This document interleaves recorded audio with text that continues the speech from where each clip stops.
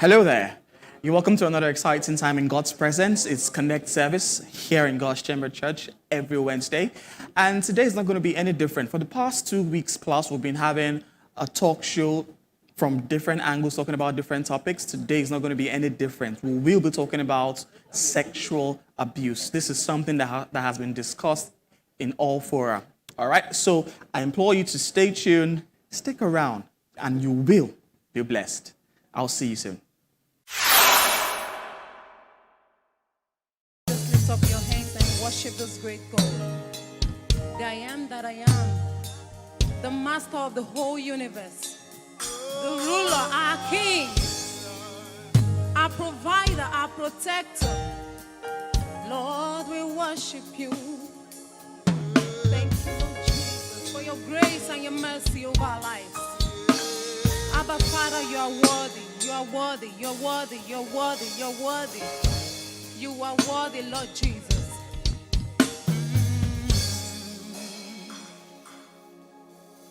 You've got times and seasons in your hands. That's right. Oh, you called forth light out of darkness. And you don't need a man to be the God you are. Oh, you have chosen to call us your own.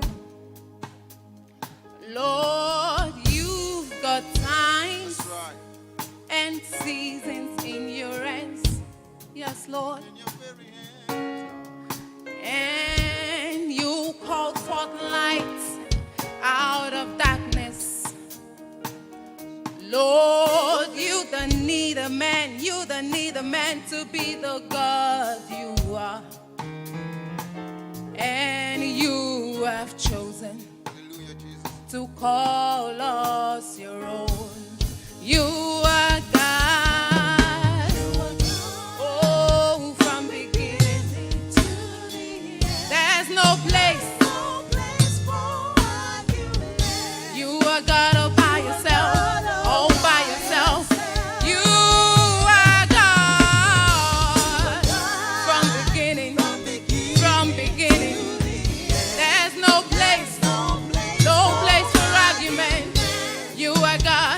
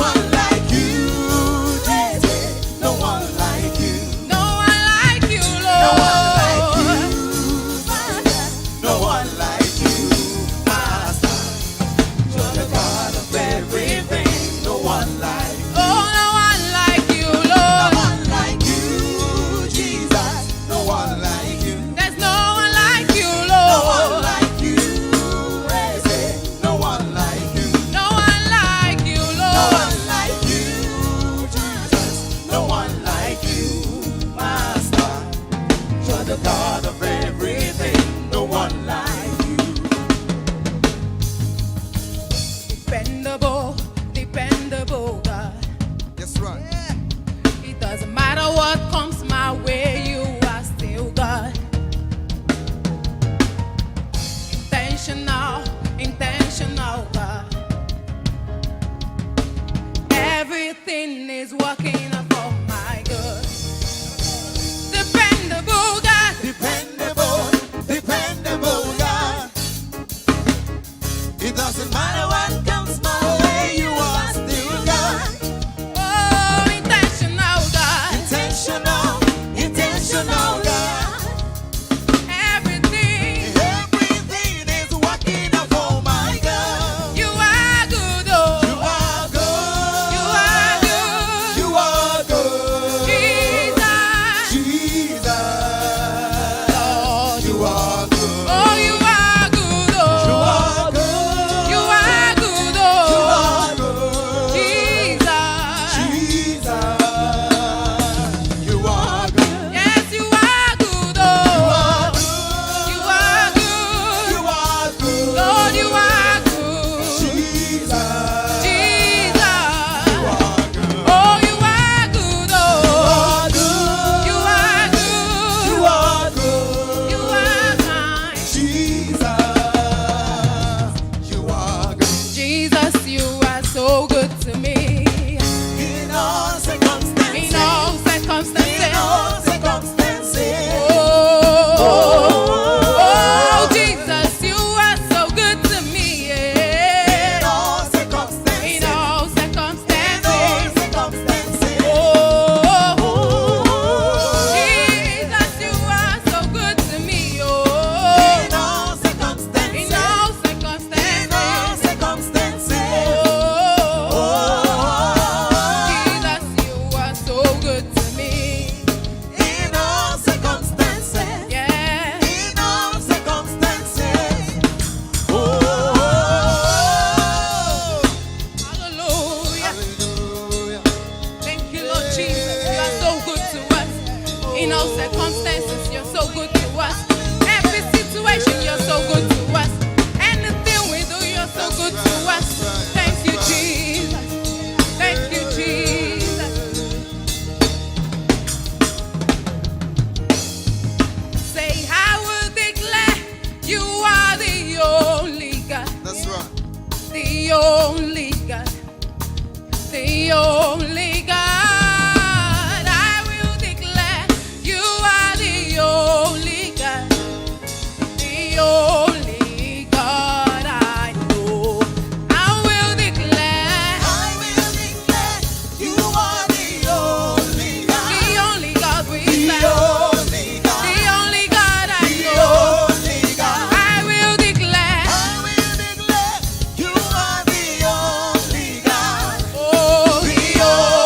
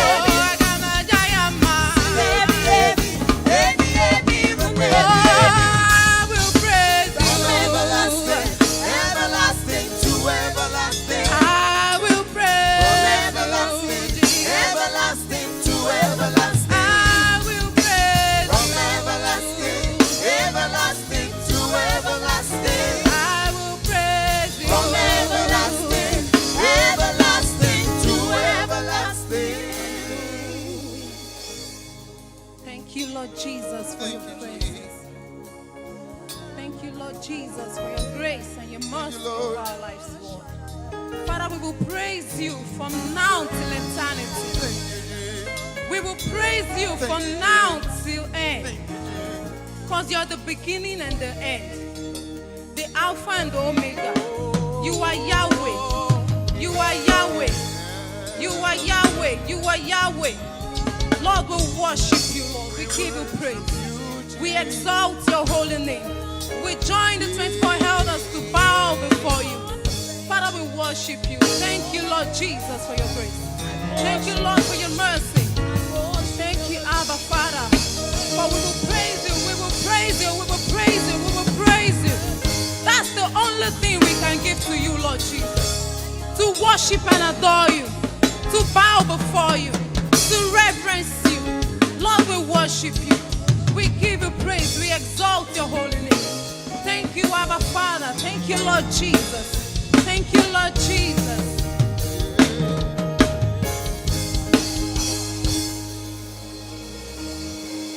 Hello there. Hi once again. My name is Mickey and you're welcome to another exciting time in God's presence. If you're wondering where we are, we're in GC, God's Chamber Glory House. And this is Connect service, also known as Wednesday service. And we're just going to have a wonderful, wonderful time in God's presence. Last week, we talked about something very, very significant. And today we're going to be talking about something that also affects you and it affects me. And it's something that cuts across all strata in society. And it's none other than sexual abuse. Now, I actually wanted to call it rape, but sexual abuse covers a whole lot. It just houses everything under one roof, right? So I'm not here alone as usual. I'm here with my counselors. And as usual, they're going to be dissecting this issue and giving you guys the best of responses. I have with me on my right here, Kemi Akiode. How are you doing, ma'am? Very well, thank you. Nice to have you again today. Same here. And on my left, I have Lara Adekoya. Welcome, ma'am. Thank you. Awesome. Okay, now in case you're wondering why we're all looking so a bit down, it's because of the nature of what we want to discuss today. It's something very serious. It's something that's, even at this time, we are still hearing so much about it coming up in the news, online, social media, and it's disgusting to say the least. But we just have to talk about it and sensitize people, our parents, our youngsters as well. So let's get to the nitty-gritty of the matter. All right. I usually like to start with the term, the definition. In your own terms, what do you think sexual abuse is? Can you describe sexual abuse in your own term? I'll start with you, Kemi. Okay, thank you. It's so easy for us to assume that everybody knows what sexual abuse is, really, but in simple form, abuse is, like we said during domestic violence, when you intentionally hurt somebody. So this time around, because we are talking about sexual abuse, so sexual abuse in simple terms means you are intentionally causing hurt or harm to somebody in sexually. Now, the reason we decided to do sexual abuse is it was supposed to just be rape, but we looked at it like, okay, because we are all Christians, and so it's easy for you to assume that you're not talking to me. I've never raped anyone, but sexual abuse covers a whole lot. So it's not just about the penetration or whatever it is. There are other forms of sexual abuse, which could be harassment, molestation of younger children. So you could say, well, I've never had the cause to say I want to sleep with a little one, or I've never forcefully had sex with somebody, so you're not talking to me. But there are lots of other things that people do, even Christians, that are sexual abuse. So anything you do to hurt somebody that the other person doesn't give you consent to do with their bodies, with their private parts, it is sexual abuse. So I think that answers it for starters. Yeah, for starters, you actually hit the nail on the head. Consent is not taken. Consent is not sought. You actually take someone's, how do I even put it now? Someone's liberty, someone's freedom.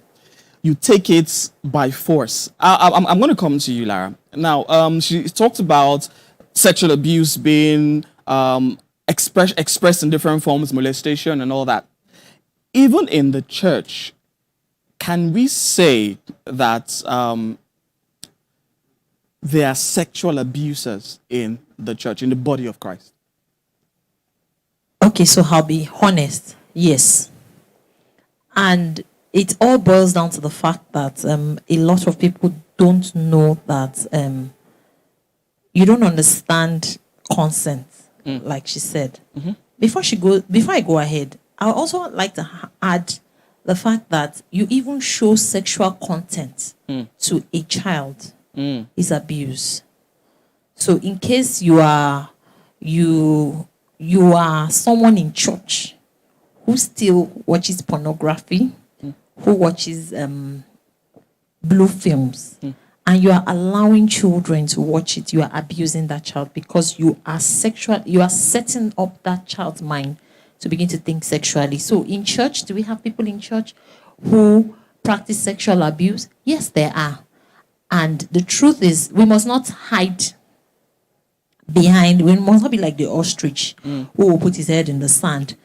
We must be truthful and honest with ourselves. So in terms of touching people in inappropriate manner, that is sexual abuse. You don't have to actually be raping someone, but not respecting people's privacy. That is also sexual abuse. You can be touching people inappropriately. So, for example, I remember I had a teacher in secondary school who, yes, is a Christian, was part of the fellowship. But when he calls a girl to greet a girl, you're just walking and he just calls you, Lara, come here. And you move close. You say, move closer. Move closer. You have to be very close. That's already, giving me invasion of your private space. Invasion of my privacy. And then he won't just do that. He'll just start asking you questions. Permit me to touch you. Starts asking you questions. Starts hitting your back. And if you're wearing bra, he's pulling the strap of your bra from your clothes. You understand? That's already passing a message. That's already passing a message. So, yes, you're a Christian. If somebody asks you, say, no, I didn't mean it in, it's easy to say, I didn't mean it that way. But we need to be aware that some things are not permitted. Don't touch people anyhow. Okay. Respect people's privacy, such that you are not accused of things as simple as that. Harassment is very common in this part of the world. And, when a lady says, stop it, they're like, what's your own? Are you the only one? What is it you have that other people don't have? And all of that. But we need to learn to start respecting people's space, respecting people's privacy. Okay, I'm learning so much. Every time I have an opportunity to sit with both of you, I get to learn so much. And pardon me if I ask questions, if I draw questions from your answers. You said something that even the content that we expose these kids to. Now, it's not just kids, right? As adults, we sometimes expose ourselves, whether knowingly or unknowingly, to sexually explicit content, right? It might not be the actual act itself. Take, for example, the music videos that we have nowadays. You see naked, almost naked ladies dancing out. That also passes a subliminal message, right? Could that be, because for me, I think for someone to even conceive the thoughts of raping, there must have been a process going through in that person's mind. So it can be as a result of the content they have been exposed to. I'll come to you, Kemi.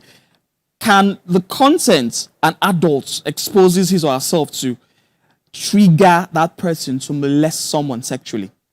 Thank you. Yes. As a matter of fact, that's why we are advocates of being mindful of what you allow into your heart and what you say.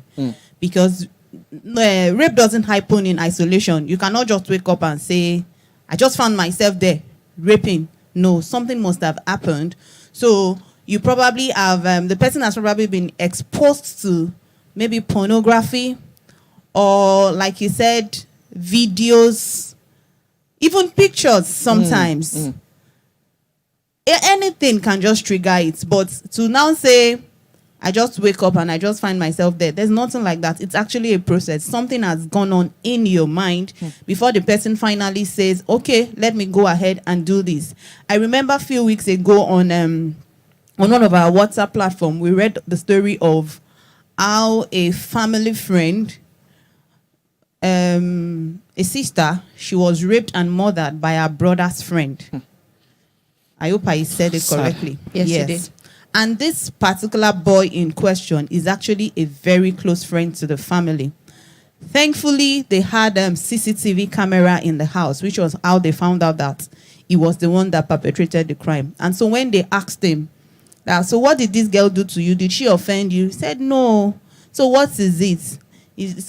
Of course, they will always have excuses to give. And one of the things they said was, when he came maybe 2 or 3 days before, he was just attracted to her, and then she couldn't get her thoughts off her head, and then you begin to wonder. So that's just to say that rape doesn't just happen. Sexual molestation doesn't just happen. The person must have fed himself with something, himself or herself, because it's not only men or boys that rape. We have women that do the same to men. We have women who abuse boys. As a matter of fact, I was reading a thread yesterday, and the person kept talking about women abusing boys.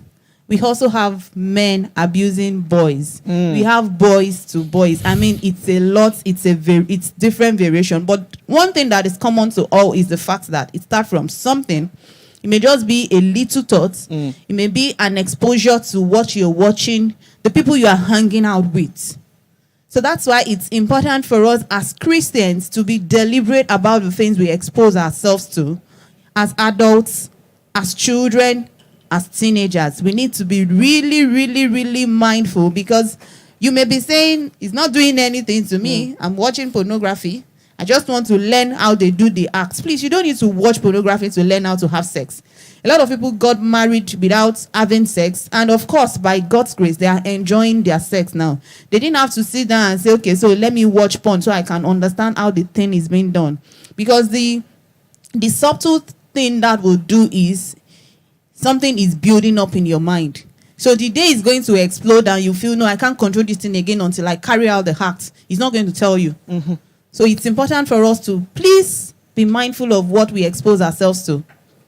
All right, great. You mentioned something. I'm going to get back to that. You talked about you don't have to expose yourself to sexual content to be able to know how to eventually have sex when you're married, because sex is supposed to be enjoyed between couples, by couples. Yes. I'll get back to that. Lara, she touched on a few things, and I keep wondering, sexual molestation. I read sometime, as in recently, a doctor shared on Twitter that a young boy of 11 years old was molested by their neighbor, to the extent that when they left that apartment to another apartment, the neighbor comes around to pick up the boy, have sex with him, and threatens him not to tell anybody, otherwise he will kill the boy. Now, the boy didn't say anything, obviously, because he was scared. You mentioned something like sexual predators, they go after the child's mind. Tell them, okay, I'm going to kill you, I'm going to kill your parents, things like that. Now, the boy's mother noticed that the boy wasn't sitting properly, right? So when she asked, she said nothing. So when the boy was asleep, right, she pulled down the covers, pulled down his clothes, and realized that maggots were already coming out of his anus. Now, in that situation, it said that sexual predators are not just strangers now. They are people closest to us. How do we shield our children from sexual predators? The only answer I have to that is education. You must educate, you must educate, you must educate. Before we started this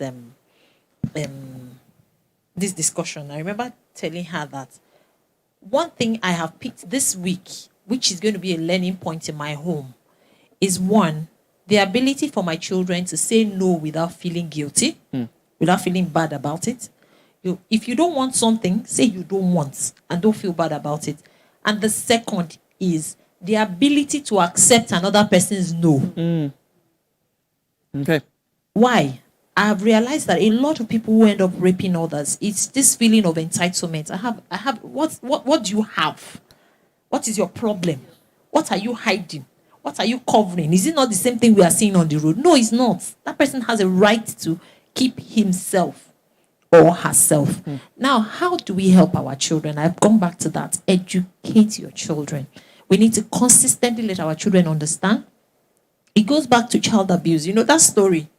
I was telling Kemi that the part that pained me the most in that story, it pained me, I almost cried, was the fact that father says, son, tell me what has been happening. Tell me who has been doing this to you.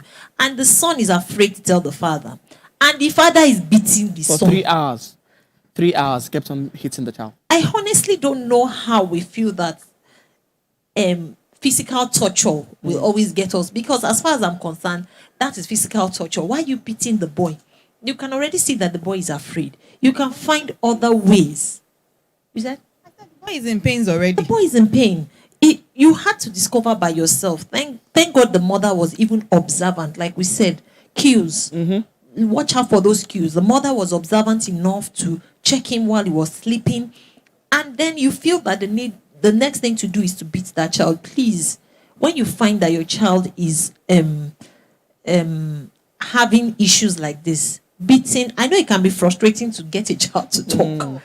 But the truth is, if it's an adult and you're asking the adult to talk and the adult is saying, I'm not talking, you won't start beating the adult. So you need to understand why and then find other ways around it to get the child to talk, because you don't want your child to be afraid of you.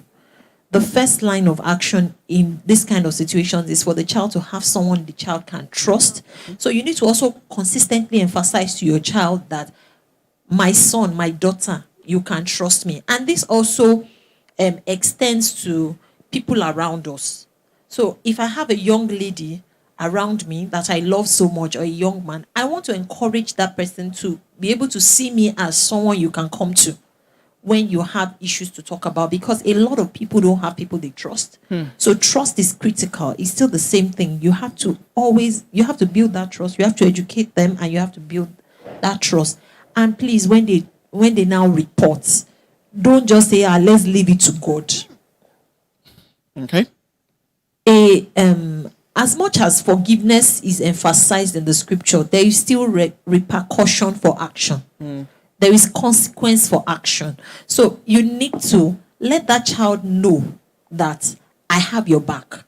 I will do something about this. I will push it. We have had cases in this work where you want to fight for the family. You are angry. You are boiling. You want to fight for them. And then the parents of the child who has been molested is now telling you that leave it. Let's settle out of court. I've had a case where someone said, I say you should leave this matter. If you don't leave it, I will curse you. Wow. You understand? And so you are forced to leave some issues. But when your child comes to you with those kind of issues, or you find out, please take adequate action. So educate your children. Okay. Build trust and take action. Don't be quiet. Don't say you are covering up, because when you cover up a sin, you are encouraging the person to go on and do it again, because there is no consequence. So sometimes consequence is not because you didn't forgive. You are forgiven. Forgiveness is different.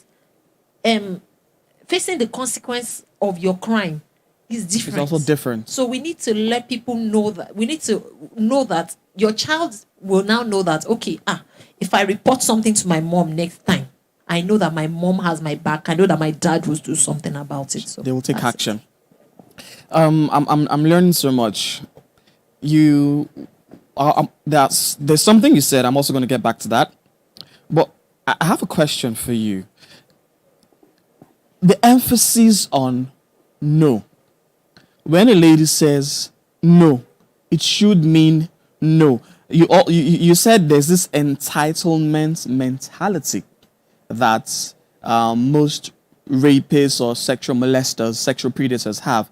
And I believe it stems from exposure to sexual explicit content, where they feel, even in that content, you see a lot of people saying no, but they still go ahead to do such things, and they feel it's normal. How do we emphasize when a lady or a guy that has been sexually molested says no and the other person respects the no? It's actually, it depends on the party concerned, because really we can only encourage people to do the right thing. We can only advocate. We can only educate. So when somebody says no, how else do we explain no? I mean, no is no. No means I am not interested. No itself is a complete sentence. So there's no need to now begin to say, oh, maybe your no is maybe. And you know, people just tend to, they tend to think for others that, you're saying no, but in your mind, you are saying yes. I mean, I've said no with my mouth. No is no. So it's important for us as individuals now to also begin to work on ourselves and not allow anything affect our esteem. Because when someone says no, and you still want to go ahead and do what the person says the person doesn't want, that means there's a problem with you. Yes, sorry to cut in. Yeah. Sometimes they'll tell you that the lady's saying no, but the body's saying yes. How do we relate both instances? Because it doesn't even make sense. Can I quickly say something here? Okay. When I used to work in the bank, you have cases of checks returned because amount in words and amount in figures do not tally. Okay, so I was taught at a point, I don't know if it still applies, that when you have that discrepancy and you cannot reach the customer, go with amount in words. Do you understand? So even if somebody's body is saying no, and if somebody's mouth is saying no, and the body is saying yes, please go with what the mouth is saying. It's simple. Why do you want to enter somebody's mind to read what is in the mind? Even if the person is saying no, the best you can do is wait. Even if you think the person means yes when she's saying no, can you calm down and let the person think about it and probably come back to say yes? Okay. Instead of assuming yourself on no, the person. you're not assuming. No. Okay. You want your yes. Okay. Even when the body is saying no and the mouth is saying no, you are saying something else. So because you want that yes, you are seeing it as she said no. No is no. Like she said, it's a complete sentence. So what do you want again? Honestly, it's still, I don't know how else to explain it, that when somebody says no, let's just agree with the person that the person is saying no. Because now, okay, so you say, you said no, but your body is saying yes. And now when we turn the tables around and the person accuses you of rape, and you yourself, you say that, oh, she actually said no, but her body said yes. How do you define that somebody's body said yes?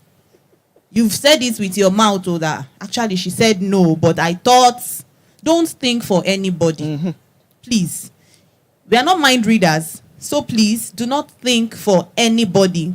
That's why we said it is important to develop ourselves, so that when people give us it's just like you're toasting a girl and the girl gives you 5 inches and you feel like I'm not going to take it. Maybe ego sometimes is what makes people to really feel like you can't be saying no to me. I mean, you cannot say no to me. So what I want is what I want. So even if you say no, in my head, in my mind, you're still saying yes. So it's important for us, for individual, to learn to accept people for what they say. When somebody says no, please let it be no. Because if you say no, you're saying no, that no is not from the bottom of your heart. If anything goes wrong and we see your face on social media, you yourself, you would have told us that this person actually said no, but I just thought. You cannot thought. Please don't thought for anybody. Don't thought for anybody at all. I don't know about you, but I'm actually learning so much. It's not a laughing issue anyway, but it's something that we really need to think critically and deep, right? Because we know that as it is right now, there's a whole lot of cases of rape. There's an increase, an upsurge of rape cases all over the country. And we've seen cases of a 70-something-year-old person sleeping with a 3-year-old or a 5-year-old. And it keeps going lower and lower and lower, because they know that the people that are involved in this rape or sexual molestation, the people that they are going after can't fully express themselves, which is sad anyway. Right? So in a situation where an 80-year-old man is going below to sleep with a 5-year-old person, how do you even reconcile that in your head? How do you tell yourself that? How do you even merge that information? Because it doesn't make sense to me. Right? So let's come down a bit to the church setting. Right? Let's come down to the church setting. So can two people? I'm taking a cue from what you said earlier, that you don't have to watch pornography or watch sexually explicit content to know how to have sex, right? So the Bible will tell you that sex is actually very good and is meant for couples, married couples, or not people, not dating couples, not squatting couples, not cohabiting couples, right? So how do we now drum that to our singles in church? Because we've heard cases of rape in church, mostly by singles. And at the end of the day, the girls get pregnant some of the time, and sometimes they leave the church. In that instance, how do we handle such cases? Okay, so how do we handle such cases? If a lady is raped, if you are raped as a lady, first of all, understand that it's not your fault. That's key, actually. You are not raped because you were working at 10 o'clock. You were not raped because you dressed in a particular way. Because we have seen people who are raping 3-year-olds. I don't know what the 3-year-old is wearing that is causing that. So first of all, you must, because what happens is people shame themselves to the point that they don't speak up. So please, if you find yourself in this kind of situation, please speak up. Report the rapist. Report the rapist. Don't keep quiet. Because we need to turn the table over. The normal thing in the society is when you are raped, you are the one that is shamed. But no, we need to turn it over. And so when you report, action will be taken on the rapist. You understand? Now, how do we prevent it among singles?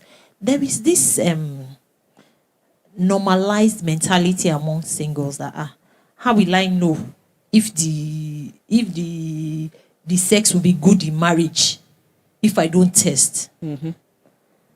Honestly, that mentality, we need to let go of it as Christians, because sex is something that people were compatible. Compatibility is something that is constantly worked on. Compatibility is not something that happens. You understand? It's not a magical thing. You understand? It's not a sudden thing. It's something. It's a process that you can work on. So you can be compatible with anybody. It all depends on what you do. And honestly, this how do I put it? This sex matter, you can enjoy it even in marriage if you behave yourself. Now, how do you now start to enjoy sex as a couple if you have not learned it, if you have not practiced it before? Earlier? Okay, the person that practiced it before marriage had a first time. Everybody that has had sex had a first time, and for everybody's first time, it was awkward. But you see, there are learning resources. I know of a Christian counselor that teaches sex. That is her focus. Wow. Yes, that's her focus. She Okay. teaches you how to have good sex in marriage. So these are some courses there are courses you can take to learn when the time comes. There are books you can read to learn. There's a book I read, The Act of Marriage, and I will always recommend it. It's a good book. It will help you to learn when the time comes. But we need to understand that when God says don't do something, it is not for God, though. It's for us. So if he says keep yourself, why not just keep yourself and stay holy? And I would also like to add the importance of our mind again. See, I posted this on Twitter during the week. I said the greatest the greatest tool anybody has, and I know that Pastor Kojuto has preached it before, the greatest tool anybody has to make a success of their lives or make a mess of their lives is the mind. So God has given us things that we can do with our mind. Philippians 4:8, I love it so much. Whatever is true, whatsoever is pure, whatsoever is of good report, think on these things. So it is my guide and is my family guide. What are we thinking on? You understand? So if this thing is not good for me, if it's not true, if it's not honest, if it's not of good report, if it's not worthy to hear, I will drop it aside, because we need to be. There is a lot of grooming going on in entertainment. She mentioned it. You think you are just being entertained, but honestly, your mind is being wired. You know, there is this, especially with music videos. You see a music video, the men that are dancing They are fully dressed. Then the ladies are almost and the unclad. ladies that are dancing are almost naked. Why? There is an agenda to sexualize the women. So when you see a woman, the only thing you think about is I was how going to have get there, sex with actually. her. Yeah, You I was understand? going to ask that question. So that's why, as Christians, we need to be careful. We need to be vigorous and what's the English I'm looking for? I'm looking for one big grammar. But you need to be very, very, very, very, very determined that your mind will only take in what is necessary for your spiritual, mental, for your development in every area, and de-emphasize the place of sex. Life does not start and end with sex. In Great. marriage, There's so much. that's another. Hold that. My mind is actually expanding with every conversation I have with you guys. There's so much I want to ask, and there's so little time to ask all of them. Okay. The society we live in has made it impossible for women who have experienced any form of sexual molestation to actually come out to express themselves and say, okay, I was raped by these, I was raped by this or that person, right? The society makes it difficult because sometimes they body shame the women, sometimes they say it is the woman's fault, right? I told you of a story of an old lady that said, not really an old lady, of a woman that her 11-year-old daughter was, an 8-year-old daughter was raped, and she called the girl a prostitute. It doesn't even make sense. How does an 8-year-old girl dress seductively to seduce a man to? So that's just a story for. Even if she's dressing seductively, it's the mother's fault. Exactly. So there's so much I want to ask, but let's flip the coin a bit, all right? Men, boys. Many women molest boys. We've heard of cases where house help will molest the boy child in the room, and the boy grows up with that mentality, and it has a ripple effect on him, and he goes around raping people and having sexual encounters with so many people. How do we address such issues? Because most of these men don't come out to say, I was sexually molested while I was a kid, or I was sexually, because if they feel there's this macho-ness, permit me to use that word, in men that doesn't allow them to come out and say, okay, I was raped. How do we address such issues? For boys. Thank you. So it's really a very sensitive topic we are having right now. And as we go on talking, I just begin to remember a lot of experiences that we share in class or that I've heard of firsthand. And you begin to wonder, like, where did we all get it wrong? Honestly, I like to say that it's just important to start from the home. Everyone is a product of a family. Nobody fell from heaven. So everyone is a product of one family. We've had cases of women abusing boys, teachers molesting boys. So you have a teacher who constantly tells your boy, touch this, touch me like this, do this to me. I mean, a lot. So now when boys like that, they grow up that way, it's either they grow up to hate women, the effects it have, you can actually define that. Okay, so for this child, this is the results that it's going to have. The results varies. It varies. So it's possible that such a boy grows up to be a rapist. It's possible that such a boy grows up to detest women. It's possible that such a child grows up to become a gay because I don't want to have anything to do with women folks. I mean, the results vary. Such a child can also grow up to go into porn. The person just becomes addicted to pornography and all. So because of the macho thing, for us as counselors now, we are telling people, if men want to cry, please allow them cry. They have emotions. Enough of this. Please don't tell your boy child that you're a boy. You should not be crying like a girl. If you are a parent and you're telling your boy that, please, you need to stop it from today, because that is where all these things start from. Because the boy will now begin to remember, my mom said I'm a boy, so I should not act like a girl. So they bottle up so much emotions, and then when things are happening to them, they don't voice out because they don't want to cry. They don't want to be seen as a weaker vessel. So now, when it happens and the child grows up, maybe the person does not find out. Now, the good thing is, because we are now there's a lot of sensitization ongoing now.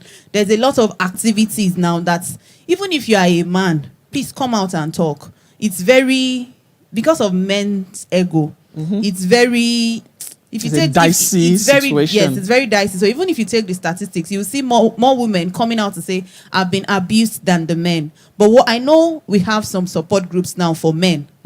I've seen a lot on Twitter. Just go on Twitter, you just hear people begin to talk on that thread that, oh, even me as a child, this happens to me, but I can't come out to talk. Nobody who will believe me and all. But there's support group now. And that is why we encourage people to please seek professional help. If you have ever been abused as a man, as a boy, maybe the person was abused as a child, somehow it's going to affect you later in life. Except there's an intervention, and that intervention can actually be counseling, therapy, support group. You know, sometimes just having people that we've gone through the same experience, you just come together, you want to talk about your experience, it's actually use. So when okay, so I'm not the only one who has gone through this thing. Yeah. So all of us here, we have gone through the same. So we want to come out of it strong. Supporting we want ourselves. to be able to heal from these things. It also helps. So for the men out there who have been abused, reach out to professionals. Reach out to therapists. By the time you reach out to a therapist, they would be able to connect you with a support group. I know personally, I have seen, at least this past week, I've seen 2 threads talking about support group for men who have been abused. Because we know we have a lot for women. So it seems to be like everything is just in favor of the women. No, we also have for men. But because you have not come out to say, okay, this is it, and then you would not get help. But once you reach out to a professional, please, don't forget that I keep saying a professional, because you want to be mindful of who you are disclosing your issues to. True. So when you get in touch with a professional, with therapy, with your support group and all of those things, you will be fine. But it all starts from the family. The family, yes. Thank you. Okay. I don't know. We have less than 5 minutes to wrap up this segment, and I feel we've not even scratched the surface of our discussion.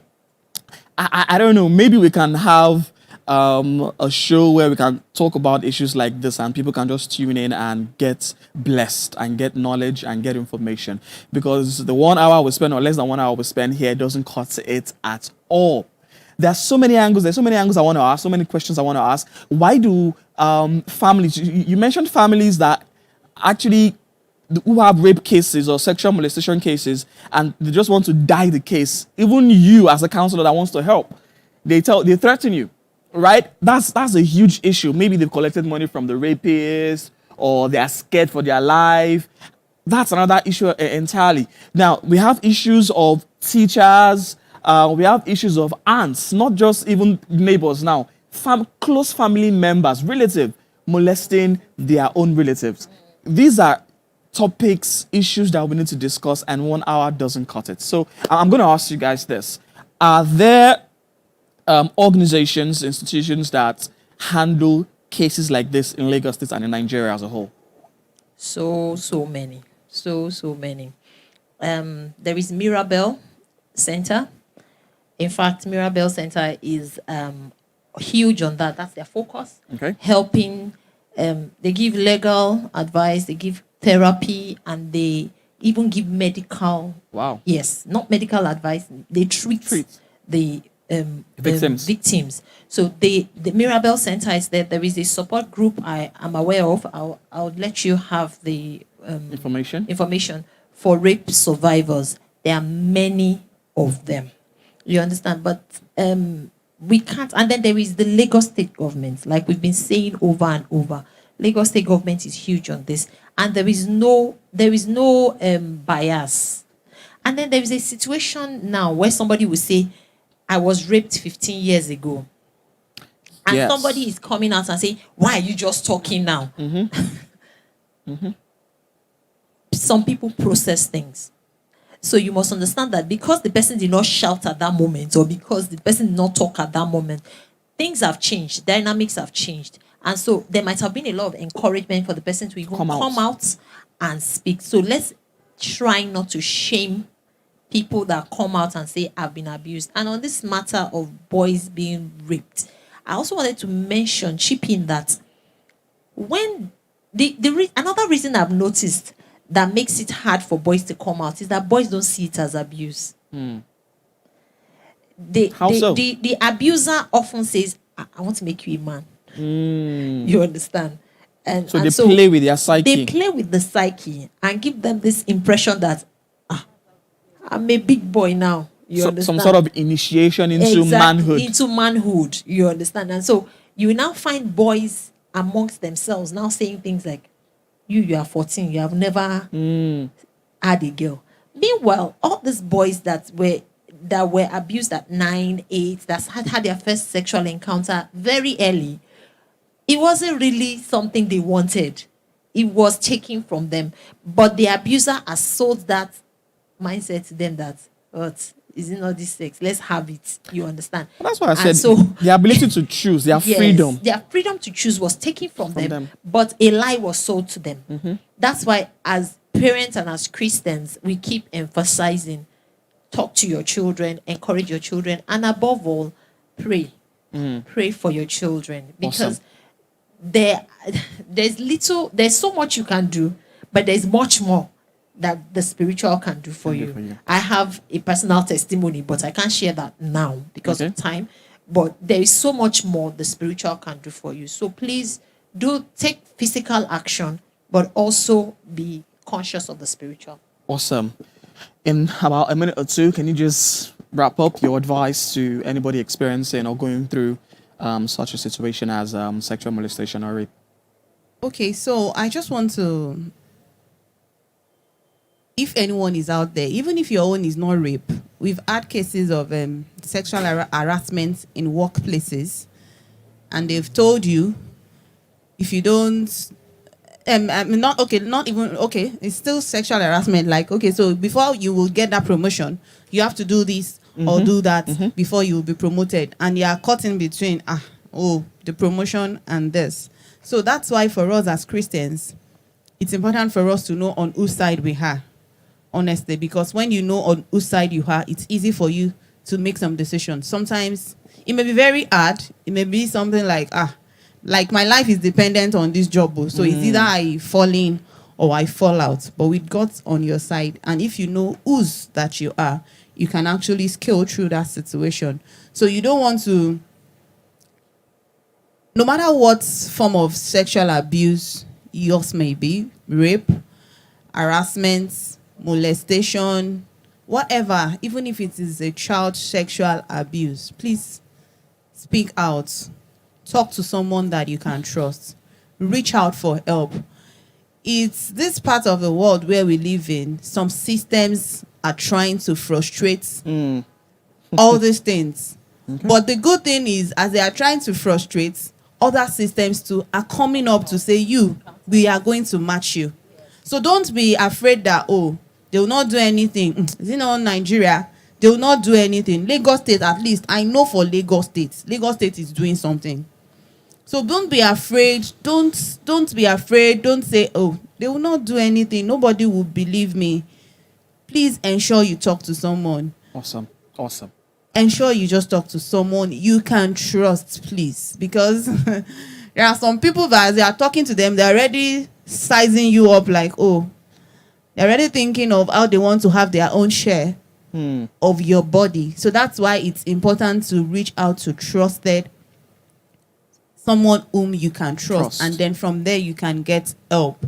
But if you choose to keep quiet, you are enabling the abuser. Because the person will go on doing that thing to other people, and the effects goes on like that. So please, just speak out. Reach out for help. Awesome. Speak out. Wherever you are, you're experiencing any form of sexual abuse. The key word here today is speak out. Reach out to a trusted person who you can confide in. Speak out and let the healing process start. Like I said, we can't finish talking about this issue in just 1 hour. There's so much to talk about, so much that they touched on. 1 hour is not enough. Maybe we'll have another forum where we can discuss this issue and bring you guys all the information and education that you need on this issue. My name is Mickey, and this has been an exciting and informing as well as educating session. Talking about Connect service on Wednesday. It has been awesome. Till we come your way again. My name is Mickey, and we're all saying, God bless you. Bye for now.